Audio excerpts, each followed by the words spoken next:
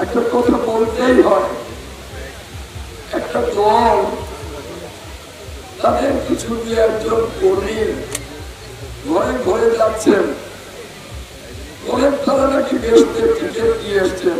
নাউজুবিল্লাহ মিন যালিক, নাউজুবিল্লাহ মিন যালিক।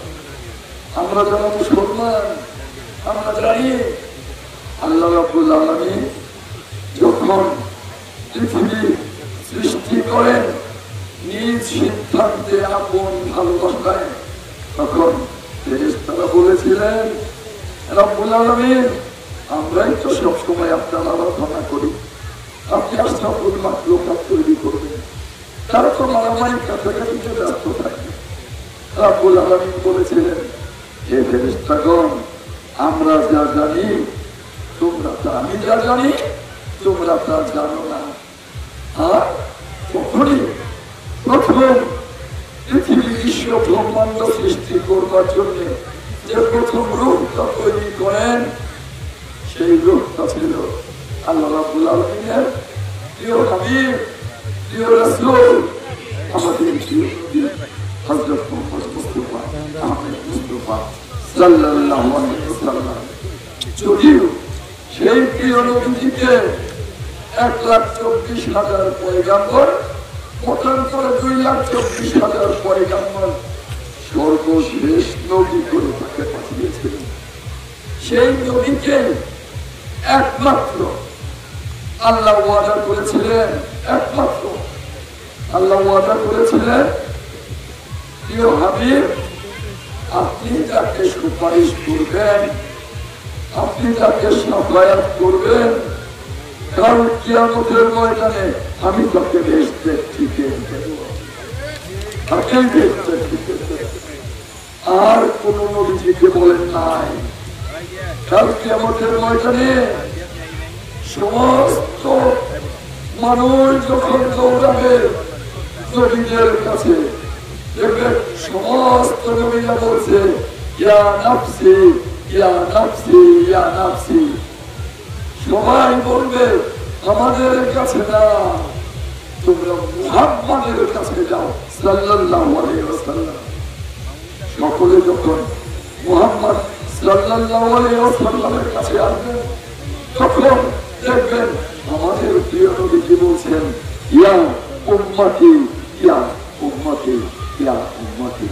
সেই প্রিয় নবীজি উম্মত আমরা, যিনি কাল কিয়ামতের ময়দানে আমাদের ভালো কাজের উপরে সাফায়াত করবেন, সুপারিশ করবেন, আর বেহেশতের টিকিট দিবেন রব্বুল আলামিন। আর ওই দলের নেতা কর্মীদের ঝুলিতে রাখি গাদায় গাদায় বেহেশতের টিকিট নাউজুবিল্লাহ মিন যালিক। ভোটের জন্য এমন পাপ কথা, এমন বেদাত, এমন নাফরমানি কথা আমরা শুনতে চাই না। আপনারা সাবধান হয়ে যান, সতর্ক হয়ে যান। ওরা বলে কি এদের একটা মার্কা আছে, ওই মার্কা নাকি কোরআনের মার্কা।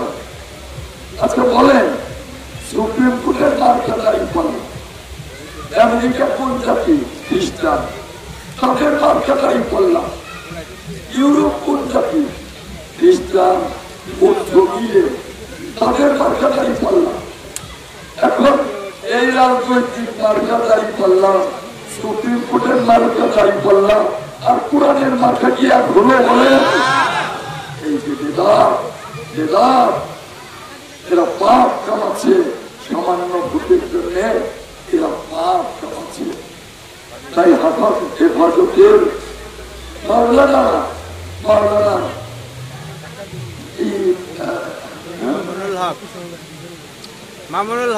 মামুনুল হক সহ হেফাজত ইসলামের সকল নেতা বলছে ওই দলকে ভোট দিলে পাপ হবে, নাফরমানি হবে।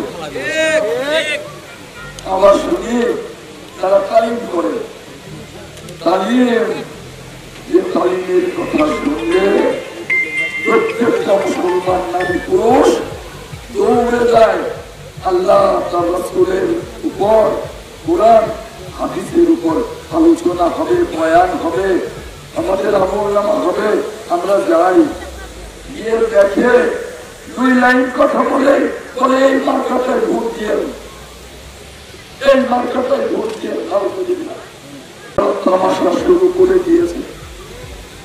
আল্লাহ তালিমকে নিয়ে তারা তামাশা শুরু করেছে।